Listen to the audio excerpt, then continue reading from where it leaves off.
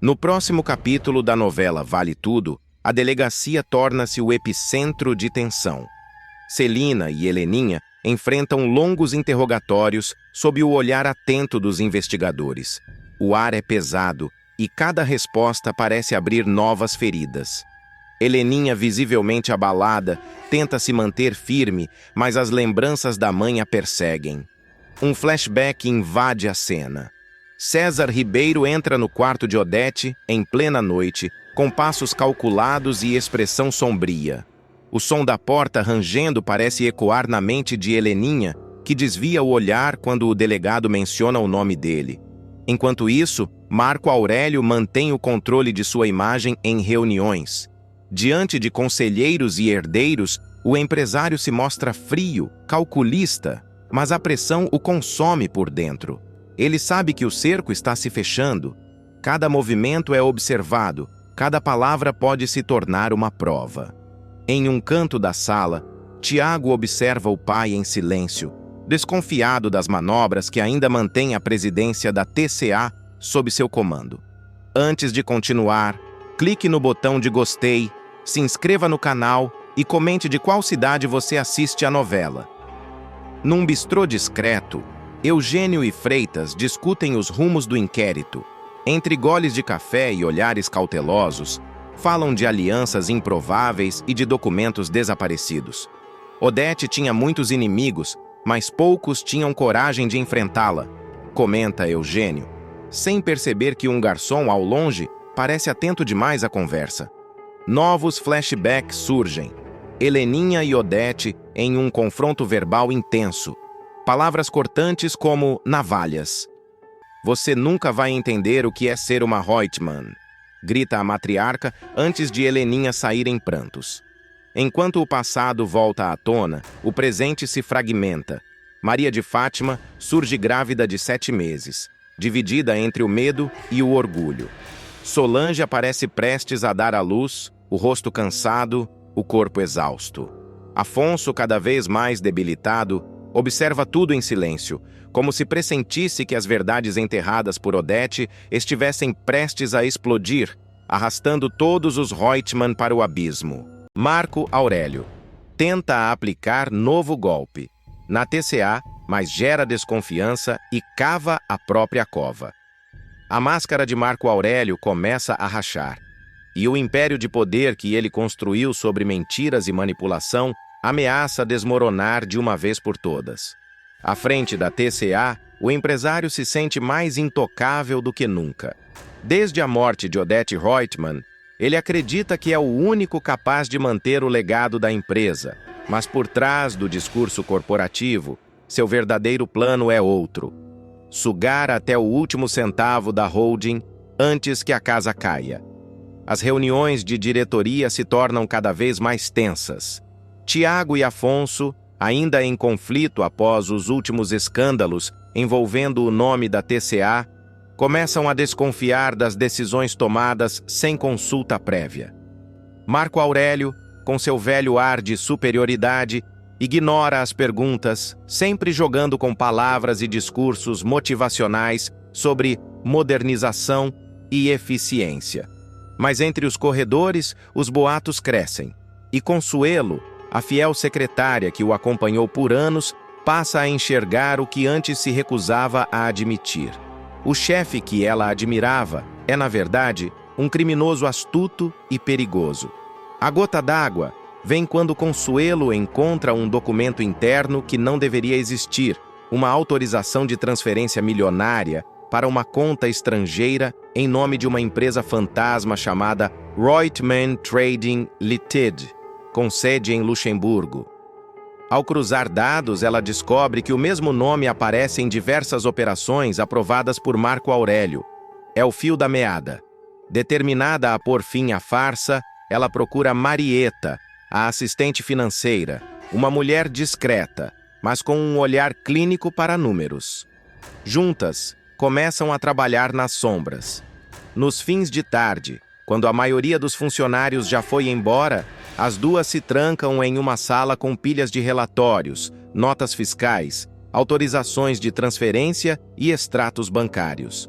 O que descobrem é estarrecedor, uma teia de corrupção que se estende por meses, com ramificações em contratos fictícios e pagamentos a empresas inexistentes. Enquanto isso, Marco Aurélio se mostra cada vez mais nervoso. Ele sente que está sendo observado. Um simples atraso em uma reunião já o faz perder a calma. Leila tenta acalmá-lo, mas o executivo explode, dizendo que não confia mais em ninguém. "Estão me cercando, Leila! Alguém está me vigiando!" grita ele, arremessando uma taça contra a parede do luxuoso apartamento. Leila, que sempre viveu à sombra das promessas de luxo e poder, começa a perceber que o castelo de ouro está desmoronando. Mesmo assim, ela permanece ao lado dele, não por amor, mas por medo e conveniência. Afinal, sabe demais para simplesmente desaparecer. Na sede da TCA, o clima é de inquietação. Tiago percebe inconsistências nos relatórios trimestrais e decide confrontar o pai. Já Afonso, que ainda tenta acreditar que Marco Aurélio pode se redimir. Mas as evidências se acumulam. "Ele está escondendo algo, tio. Esses números não batem", afirma Tiago, mostrando uma planilha alterada. Afonso, abatido, não responde. Apenas desvia o olhar, consciente de que o destino da empresa está por um fio. Enquanto o conselho discute cortes e ajustes, Marco Aurélio convoca uma coletiva interna, anunciando o que chama de reestruturação administrativa. Com sua eloquência habitual, ele promete uma nova era de prosperidade, mas o verdadeiro objetivo é transferir o controle financeiro para uma conta de fachada, disfarçando o golpe como investimento internacional. Uma reunião emergencial é convocada. Marco Aurélio chega confiante, exibindo o mesmo sorriso frio de sempre. Mas algo está diferente.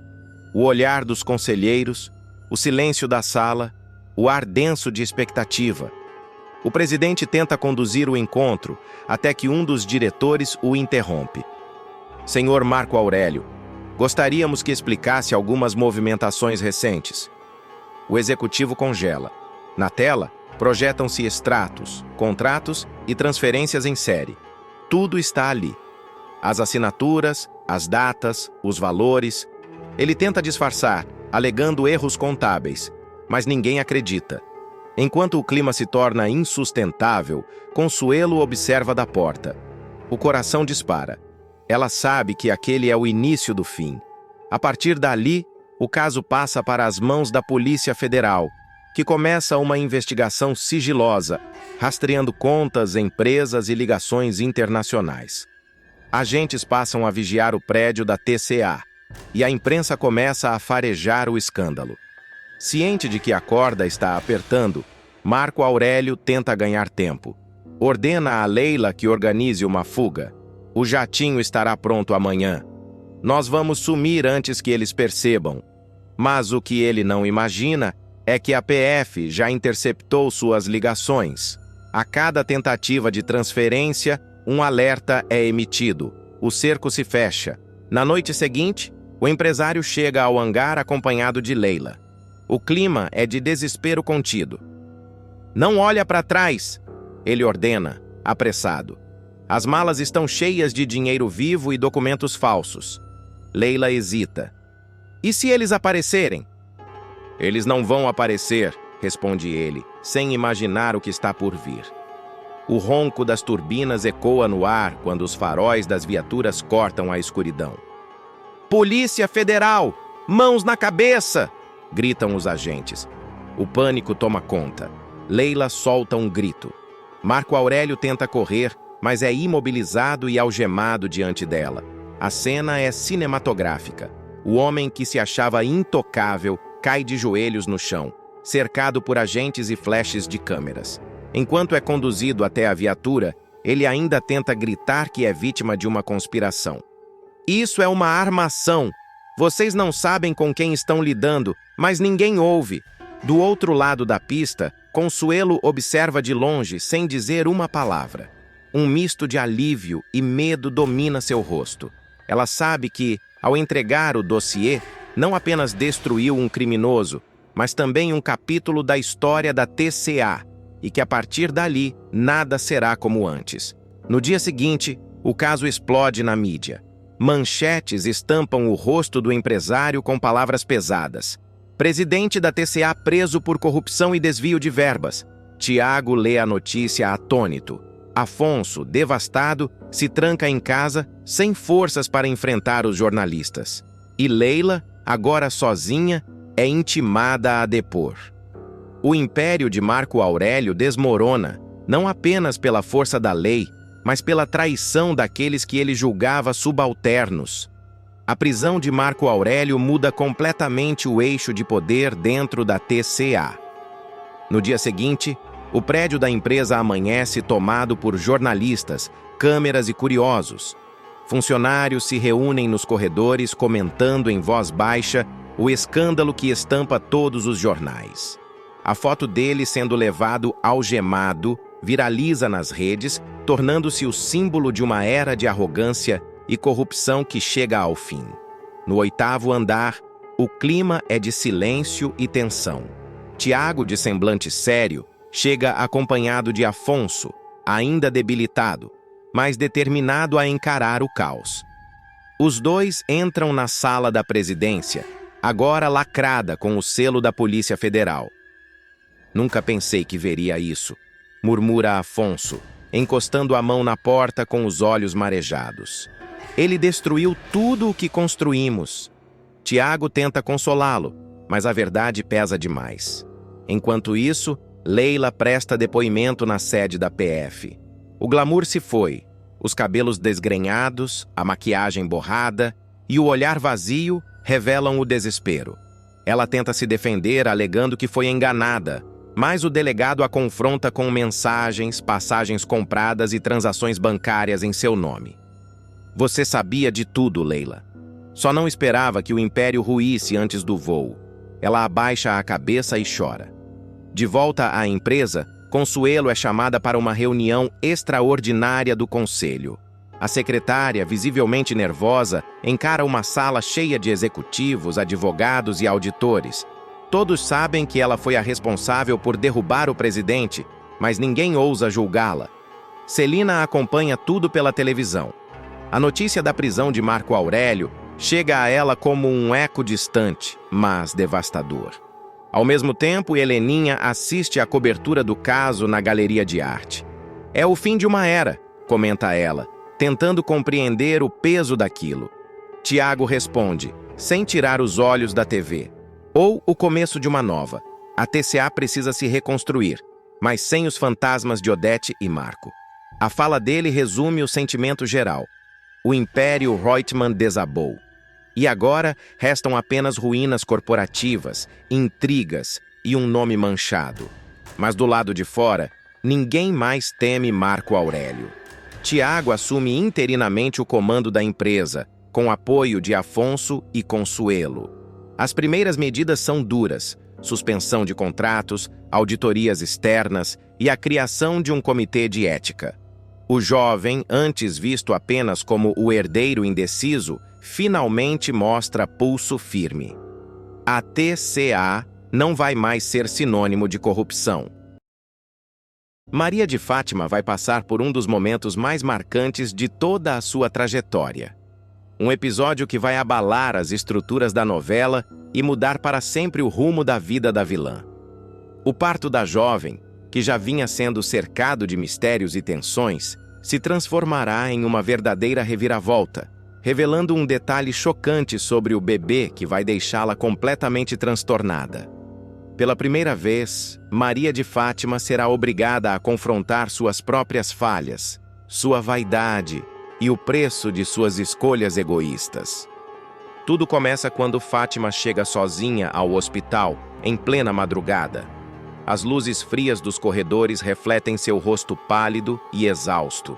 Nenhum familiar a acompanha, nenhum amigo a espera, nem mesmo César, o homem que ela acreditava ter manipulado a ponto de fazê-lo ficar ao seu lado, aparece.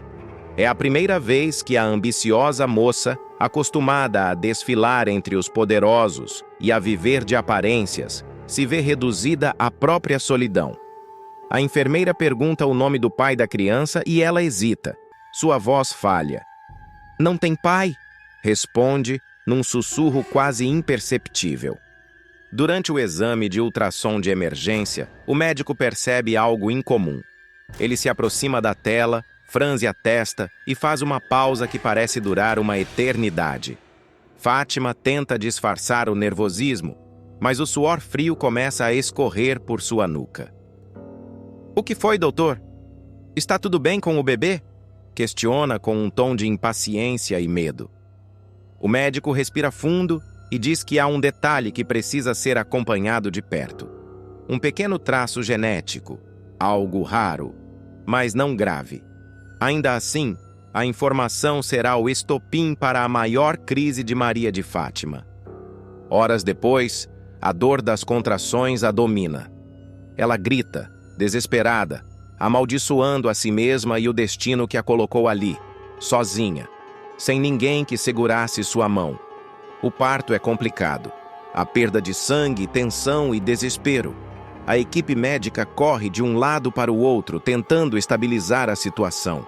A arrogância que sempre marcou Maria de Fátima desaparece. Resta apenas o medo, puro e cruel. O medo da morte. O medo de encarar a verdade. Quando finalmente o bebê nasce, o silêncio toma conta da sala. Os médicos se entreolham e uma enfermeira murmura algo que Maria de Fátima não entende. Cansada, entre lágrimas e dores, ela pede para ver o filho, mas assim que o colocam em seus braços, ela recua. Maria de Fátima arregala os olhos, horrorizada, e deixa escapar um grito sufocado. "Isso não pode ser meu filho!" murmura, apavorada. O choque é tanto que ela vira o rosto, se recusa a olhar novamente. O bebê chora, mas a mãe não reage. A notícia corre rapidamente pelos corredores. Raquel, ao saber do nascimento, corre para o hospital. Apesar de todo o sofrimento que Fátima lhe causou, o instinto materno fala mais alto. Ao ver o bebê abandonado no berço, Raquel sente algo que não consegue explicar. Aquele olhar azul, curioso e inocente, parece conversar com ela. É como se o destino tivesse preparado tudo para que aquele menino fosse seu. Ivan, que chega logo em seguida, também se emociona. "Ele tem algo de especial, Raquel. Olha para esses olhos", diz, com a voz embargada.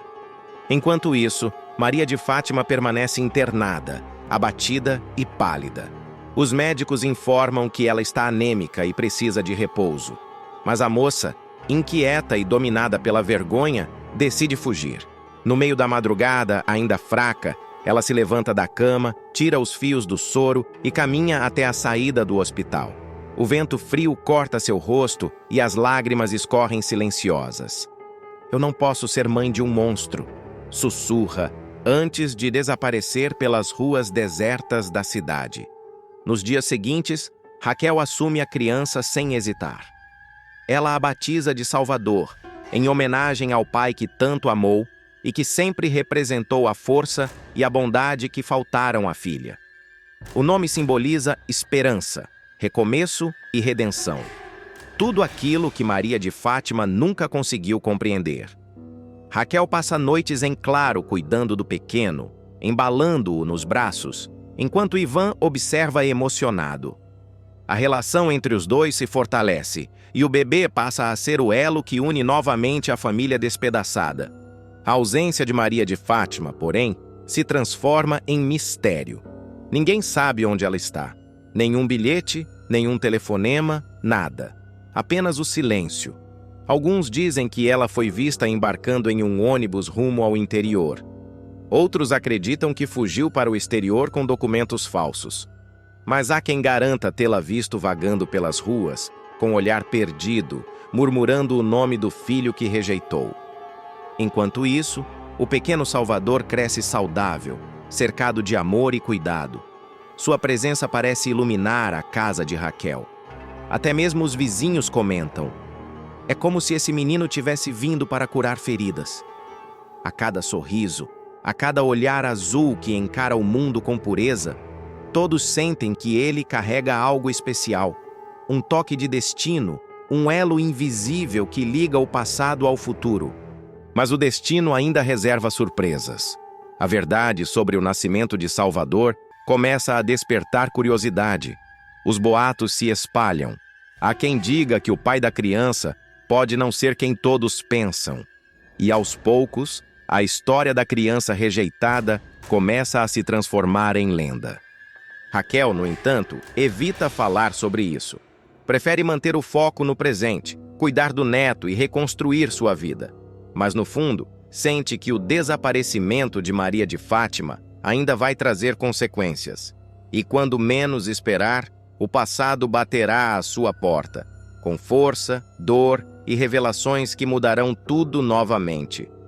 Os meses passam, e a ausência de Maria de Fátima se transforma em um vazio que, aos poucos, deixa de ser dor e passa a ser lembrança. Raquel, apesar de tudo, sente uma ponta de compaixão pela filha, mas se recusa a procurá-la. Ela precisa encontrar o próprio caminho, diz com firmeza, enquanto embala o pequeno Salvador em seus braços. O bebê, agora com poucos meses de vida, é a alegria da casa. Ivan o trata como um filho, e a energia que ele traz parece purificar o ambiente, apagando as sombras que antes rondavam aquela família. Enquanto isso, nos cantos sombrios de um hotel barato, Maria de Fátima reaparece. O semblante é outro, abatida, pálida, com olheiras profundas e o olhar perdido. A mulher que antes desfilava com arrogância pelas ruas, agora mal reconhece o próprio reflexo no espelho.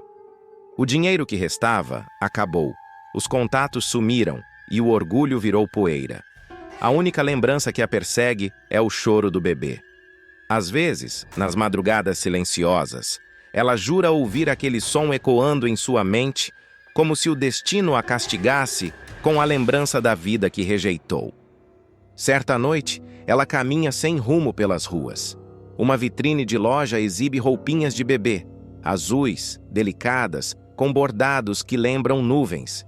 Fátima congela, seus olhos marejam. Pela primeira vez, sente culpa. "O que foi que eu fiz?" murmura, colocando a mão sobre o ventre vazio. O peso de suas decisões a esmaga. Ela tenta entrar na igreja próxima, mas hesita na porta. A vergonha é maior que o arrependimento. Deus não perdoa quem abandona o próprio sangue, pensa, antes de desaparecer na escuridão da noite. Enquanto isso, Salvador cresce sob os cuidados de Raquel, irradiando uma luz que parece tocar todos ao redor. É uma criança serena, observadora e doce. À medida que o tempo passa, o menino começa a dizer suas primeiras palavras, e a primeira delas é mãe. Dita olhando para Raquel. O momento emociona todos na casa. Ivan segura o choro. Ele te escolheu, Raquel. Ele sabe quem é a verdadeira mãe dele. Raquel, com os olhos marejados, beija a testa do menino. E eu nunca vou deixá-lo sentir falta de nada, nem de amor, nem de amparo. O público, diante da cena, verá o contraste mais poderoso da novela. A mulher simples, que sempre lutou com dignidade, tornando-se símbolo de amor incondicional, enquanto a filha que buscava status e riqueza vive à deriva, afogada no próprio vazio. Meses depois, uma carta misteriosa chega à porta de Raquel. O envelope, sem remetente, contém apenas algumas linhas escritas à mão. Perdoa-me. Eu não sabia o que era ser mãe até perder a chance de ser uma. Cuida dele por mim. Raquel reconhece a caligrafia da filha e sente um aperto no peito. Não há endereço, não há sinal de onde Maria de Fátima possa estar. Apenas a certeza de que ela ainda vive e que, mesmo distante, o arrependimento a consome. Sardinha vai humilhar Maria de Fátima de uma forma que ninguém poderia imaginar. A cena será intensa, carregada de tensão e ironia. Tudo começa quando a vilãzinha, já sem alternativas, resolve engolir o orgulho e bater na porta da Tomorrow em busca de emprego. Grávida, com o semblante cansado e a roupa já marcada pelo tempo, ela tenta manter a pose de mulher elegante, mas sua voz trêmula denuncia o desespero. Assim que entra na recepção, os olhares se voltam. As funcionárias cochicham entre si, incrédulas com a audácia da moça que um dia foi motivo de escândalo por ter traído Solange, enganado Afonso e manipulado meio mundo. Ela não tem vergonha, não? Murmura uma delas. Outra completa. Depois de tudo o que aprontou, ainda tem coragem de aparecer aqui? Mas Maria de Fátima finge não ouvir. Respira fundo, ajeita o cabelo e se aproxima do balcão. Eu vim falar com o senhor Sardinha, diz com um falso sorriso. O segurança hesita, mas acaba autorizando a entrada, achando que talvez ela estivesse ali para resolver algum assunto pendente. Quando Sardinha a vê, leva um susto. O rapaz, que sempre teve pavio curto, arregala os olhos e solta logo a primeira pedrada. Você não tem vergonha na cara, sua piranha? Explode, fazendo o escritório inteiro silenciar. O impacto é imediato. As pessoas param o que estão fazendo. O som dos teclados cessa e o ar parece pesar. Está vindo aqui, depois de tudo o que fez com a Solange e com todos nós? Você nos traiu! Continua ele, cada palavra cuspida com raiva contida. Maria de Fátima tenta manter a compostura, mas a voz embarga. Eu sei que errei. Eu fiz isso, mas eu estou arrependida. A vida é assim, Sardinha. Tem altos e baixos. Eu só quero uma segunda chance. Mas o rapaz dá uma risada sarcástica. Segunda chance? Você acabou com a vida da Solange, se infiltrou na casa dela, destruiu a confiança de todos e ainda teve coragem de manipular o Afonso. Você acha mesmo que alguém aqui vai te estender a mão? Fátima tenta insistir. Eu estou grávida, Sardinha. Preciso de um trabalho, de uma oportunidade. Ele não se comove. Grávida? Agora quer usar a barriga para ganhar pena? Você nunca se preocupou com ninguém além de si mesma. Você é um poço de falsidade. Sardinha levanta o tom. Eu não te perdoo nunca. Sai daqui, Maria de Fátima. Some da minha frente antes que eu perca a cabeça. Ela tenta argumentar, mas é interrompida de forma humilhante. Segurança! Grita Sardinha. Tirem essa mulher daqui! 2 seguranças se aproximam imediatamente. Um segura o braço esquerdo de Fátima, o outro o direito. Ela grita, tenta se soltar, mas é arrastada pelos corredores da Tomorrow, enquanto todos assistem em silêncio. O som dos saltos batendo contra o piso ecoa como um castigo. As lágrimas escorrem borrando a maquiagem. Do lado de fora, ela é literalmente jogada na rua, caindo de joelhos, tentando proteger a barriga. Os carros passam e alguns curiosos se aproximam. A humilhação é completa. A vilã, que um dia desfilou pelos corredores da alta sociedade, agora é apenas uma sombra de si mesma, rejeitada e desamparada. Mas o destino parece querer lhe dar mais uma dose de amargura. Nesse momento, um carro de luxo se aproxima. É Afonso, que chega a Tomorrow para buscar Solange. Ao ver Maria de Fátima ajoelhada na calçada, com o vestido sujo e o rosto coberto de lágrimas, ele freia o carro e desce. O que você está fazendo aqui, Maria de Fátima? Pergunta incrédulo. Você não devia mais nem chegar perto desse lugar. Ela tenta se recompor, enxuga o rosto e tenta soar calma. Eu vim procurar um emprego, Afonso. Eu preciso recomeçar. Mas Afonso não demonstra o menor sinal de piedade. Recomeçar? Depois de tudo o que você fez com a Solange, ainda tem coragem de aparecer aqui? Você destruiu vidas, Maria de Fátima. Destruiu a minha, a da Solange, e ainda quer se fazer de vítima? Ela abaixa a cabeça, fingindo arrependimento. Eu estou perdida, Afonso. Não tenho para onde ir. Eu fui casada com você. E até hoje não recebi nada do que me é de direito. Você me abandonou grávida sem um tostão. Afonso cruza os braços, indignado. De direito? Você fala de direito como se tivesse algum. Você mentiu, enganou, roubou e traiu todo mundo. E agora quer posar de coitada? Você está colhendo exatamente o que plantou. A tensão aumenta quando Solange aparece na porta da empresa. Ao ver a cena, ela se aproxima lentamente, observando o desespero da rival. "O que está acontecendo aqui, Afonso?" pergunta, já sabendo a resposta. "A sua ex-amiga aqui teve a audácia de vir pedir emprego", responde ele com ironia. "Está vendo o que o desespero faz com uma pessoa sem caráter?" Solange olha para Maria de Fátima, mas não sente raiva, apenas desprezo. "Você perdeu tudo porque quis, Maria de Fátima. Eu te avisei que o mal que a gente faz um dia volta. E está voltando, com juros." Maria de Fátima tenta revidar, mas a voz falha. "Você sempre se achou melhor do que eu, Solange. Mas eu lutei, fiz o que tinha que fazer para sobreviver." "Sobreviver?" corta Solange firme. "Não, Fátima. Você destruiu quem te estendeu a mão. Isso não é sobrevivência, é crueldade." Afonso, sem paciência, encerra o assunto. "Vamos, Solange!" e segura a mão da esposa com firmeza. "Essa mulher não merece nem o nosso olhar." Os dois entram no carro e o motor ronca. Maria de Fátima dá um passo à frente, como se quisesse impedir a partida, mas o veículo parte sem hesitar. A poeira levanta, cobrindo os sapatos dela. Ela fica parada, olhando o carro se afastar, o coração em frangalhos. O vento sopra forte, levantando os fios do cabelo desgrenhado.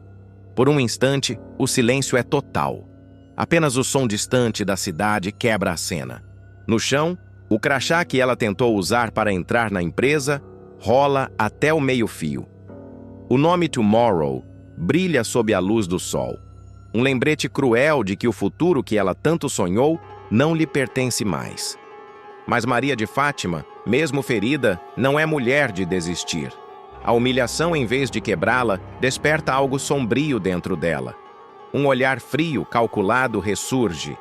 Ela respira fundo, passa a mão na barriga e murmura com os olhos fixos no prédio da Tomorrow. "Eles vão se arrepender. Todos eles." A câmera se aproxima lentamente, captando o olhar determinado da vilã. O rosto sujo, o batom borrado e o orgulho ferido compõem a imagem perfeita da vingança prestes a nascer. Nos bastidores da cidade, um novo capítulo de guerra começa a se formar. E Maria de Fátima promete voltar mais perigosa do que nunca. A humilhação sofrida na frente de todos será o estopim para uma transformação perigosa em Maria de Fátima. Abandonada, rejeitada e jogada no chão como um trapo velho, ela vai se recompor lentamente, sentindo cada batida do coração como uma faísca de raiva queimando por dentro. De início, ela tenta conter as lágrimas, mas a revolta é maior. "Eles vão pagar caro", murmura, olhando em volta. "Ninguém me trata assim e sai impune." O olhar da vilã muda. O brilho de inocência que fingia ter desaparece, dando lugar a uma frieza cortante. Maria de Fátima começa a andar pela calçada sem rumo, com uma mistura de dor e fúria estampada no rosto. As pessoas desviam, algumas a reconhecem, outras apenas sentem pena. Mas ela não quer pena, quer poder, quer vingança. Minutos depois, ela para diante de uma vitrine, observa o próprio reflexo e fala consigo mesma. "Eu já caí antes e me levantei. E agora eles vão ver do que sou capaz. Mas o tempo mostrará o contrário." Em poucos dias, boatos começam a circular. Um vídeo misterioso chega à imprensa, expondo uma negociação suspeita dentro da Tomorrow. Ninguém sabe de onde veio, mas os rastros levam a um e-mail anônimo. Solange entra em pânico, temendo que algo mais grave esteja por vir. Enquanto os executivos tentam conter a crise, uma figura surge discretamente no fundo de um café, observando a manchete no tablet. "Escândalo na Tomorrow.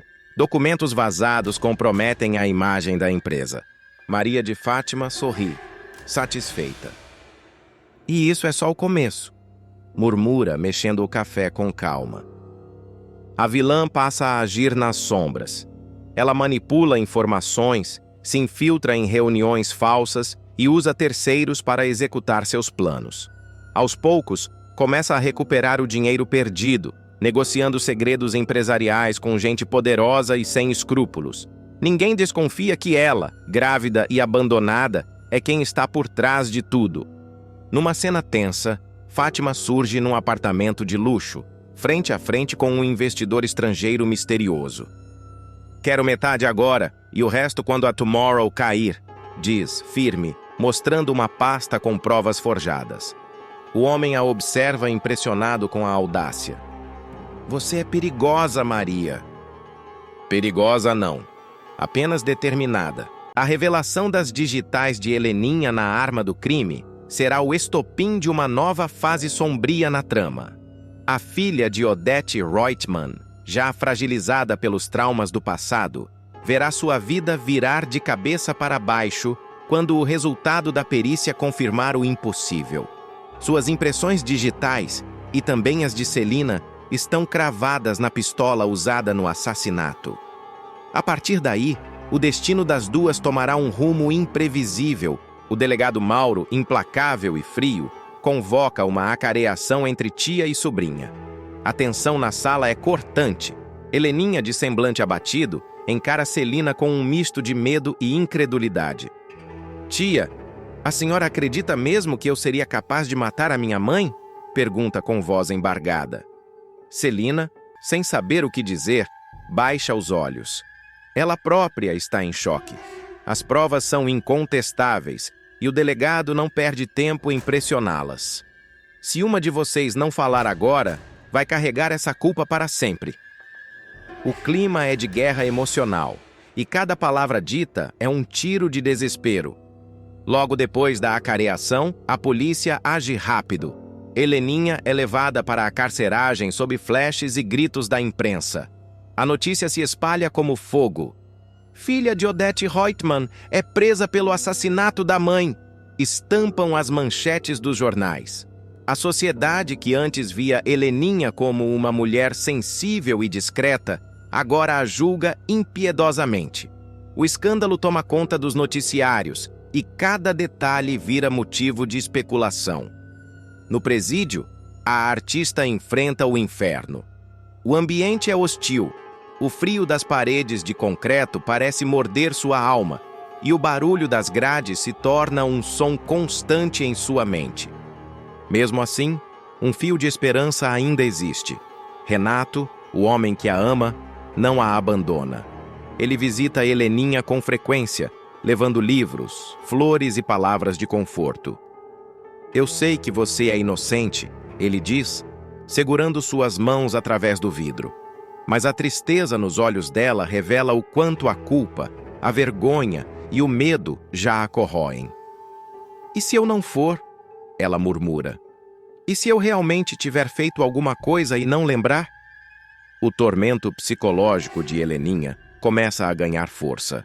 Ela passa a ter pesadelos, flashes desconexos da noite do crime. Uma taça quebrando, um grito, o som de um tiro. Imagens que a atormentam como um quebra-cabeça sem solução. A sombra da morte de Odette paira sobre todos como um fantasma que se recusa a ir embora. Cada olhar, cada gesto parece esconder segredos. Celina, após a prisão da sobrinha, mergulha em desespero. Ela sente o peso da culpa como uma âncora. "Eu devia ter dito a verdade antes", repete para si mesma, trancada em casa. O delegado Mauro, no entanto, não dá trégua. Ele a chama novamente para prestar depoimento e dessa vez é direto. "Senhora Celina, por que suas digitais também estavam na arma?" A resposta dela é um sussurro. "Porque eu tentei tirar a arma da mão dela." O delegado anota tudo, mas a dúvida fica no ar. Estaria Celina tentando proteger Heleninha ou esconder algo ainda mais grave? Nos dias seguintes, Heleninha enfrenta a adaptação brutal à vida na cadeia. As noites são longas e o barulho metálico das celas se mistura às vozes das outras presas. Ela, acostumada a ateliês silenciosos e telas coloridas, agora vive cercada por concreto e medo. Ainda assim, começa a desenhar com carvão pedaços de lembranças, tentando encontrar sentido no caos. As guardas observam com curiosidade. Uma delas comenta: Essa moça não tem cara de assassina. Mas dentro da prisão, a aparência pouco importa. Os olhares desconfiados seguem Heleninha por onde ela passa. Do lado de fora, Renato tenta reabrir o caso com um advogado particular. Ele acredita que há inconsistências no laudo pericial e que alguém manipulou as provas. A arma podia ter sido plantada ou adulterada. Não é possível que as duas tenham deixado digitais ali por acaso, afirma, mostrando documentos. Sua busca por justiça começa a incomodar gente poderosa. Um informante o alerta. Cuidado! Esse crime tem mais camadas do que você imagina. No meio desse caos, Tiago, o filho de Heleninha, começa a ser alvo de comentários maldosos. Colegas de faculdade o evitam, vizinhos cochicham. Filho de assassina, ouve ele num corredor. A dor o consome, mas ele se recusa a abandonar a mãe. Se ela for culpada, eu quero saber. Mas se for inocente, eu vou provar, promete a si mesmo. De volta à cadeia, uma noite chuvosa marca um novo colapso de Heleninha. Sozinha em sua cela, ela grita: "Eu não matei a minha mãe!" E o eco das paredes devolve apenas o som do próprio desespero. Lá fora, o mundo continua girando, mas dentro do presídio o tempo parece congelado. Celina, em casa, sonha com a irmã morta e acorda chorando, sentindo que algo terrível ainda vai acontecer. O delegado Mauro prepara uma nova rodada de interrogatórios. Se as duas tocaram na arma, há uma história por trás disso. E alguém ainda está mentindo. Ele observa as fotos de todos os suspeitos. César, Marco Aurélio, Leila, Fátima, Celina e Heleninha, espalhadas sobre a mesa. Um deles sabe a verdade, e eu vou arrancar. As semanas seguintes à prisão de Heleninha são um verdadeiro terremoto emocional. A cada dia, o caso ganha novas camadas de tensão, com manchetes cada vez mais sensacionalistas e comentários venenosos na televisão. O crime do século, anunciam os programas policiais. A opinião pública se divide. Uns pedem justiça, outros clamam por piedade. Enquanto isso, o delegado Mauro segue convicto. A prova técnica não mente. As digitais não caíram naquela arma por acaso. Mas algo começa a mudar. Um novo laudo complementar, solicitado por Renato, indica que as impressões digitais de Heleninha estavam parcialmente sobrepostas a outras, de alguém ainda não identificado. Isso reacende a dúvida e coloca fogo na investigação. O promotor, irritado, tenta abafar o caso, mas Mauro exige seguir o novo rastro. É então que surge uma pista inesperada. Uma gravação feita no circuito interno do prédio onde Odete foi assassinada. O vídeo mostra uma silhueta masculina entrando no apartamento pouco antes do crime. A imagem é distorcida, mas um detalhe chama a atenção.